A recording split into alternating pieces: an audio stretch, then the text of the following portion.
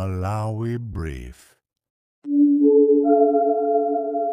Zithunzi mukuziona apazi ndi za anthu ochita malonda akabaza amene kucha kwa lero adzuka mokwiya kwambiri.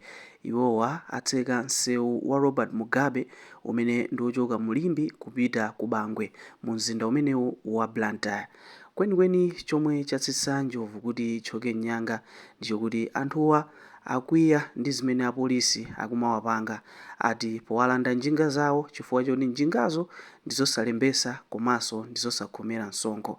Nde podana ndi lamulo limeneli iwowa agwirizana kuti kucha kwa lero atseke msewu umenewu. Mmene mukuonera apamo anthuwa agwirizana onse ndi njinga zawo ndipo ayima pa msewu umenewu komanso ayika miyala kotero kuti galimoto iliyonse komanso anjinga anzawo sakuloledwa kuti aduse pamalopa. Koma polankhulapo mkulu wa bungwe la Malawi Coalition of Kabaza Stakeholders Association Moses Mwalabu ati zomwe akuchita anthu opanga malonda akabazawa ndi zolakwika. Mawu mwawo Mwalabu ati akabaza akalembesa njinga zawo akhala kuti aziteteza iwo okha komanso mu nthawi yoti njinga iyabedwa kumakhala kosavuta kuti ayilondoloze.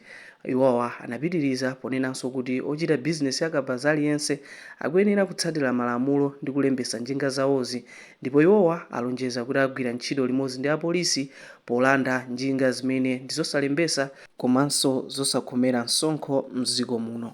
Pakadali pano apolisi ayamba kuponya utsi okhesa msozi kuyesera kubalalisa anthuwa kuti mwina msewu uyambenso kugwira ntchito, pamene ntchito zambiri za malonda zayima chifukwa cha zomwe zikuchitikazi. Posachedwa apa tikhale tikubweranso kuti tikupasireni tsatanetsatane wa nkhaniyi mmene ikuyendera komanso mmene ingathere. Koma chachikulu ndi chimenechi kuti ochita malonda akabaza aseka msewu wochoka Kulimbi kupita ku Bangwe chifukwa chokwiya kuti apolisi akuwalanda njinga zawo pamene njingazo ndizosalembesa komanso ndizosakhomera msonkho. Tikhalenso tikumva kuchokera kwa akabazawa kuti atiuze mwina zifukwa zimene iwowa sakugwirizana ndi lamulo limeneli, lamulo lonena kuti njinga zawo akazilembetse komanso akazikhomere msonkho.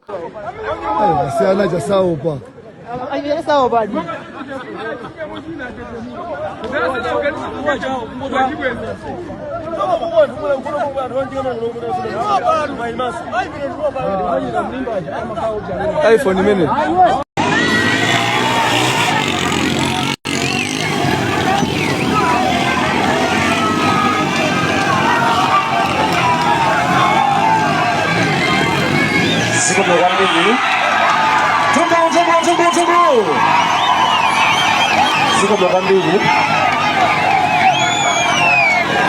Ziko mwambili.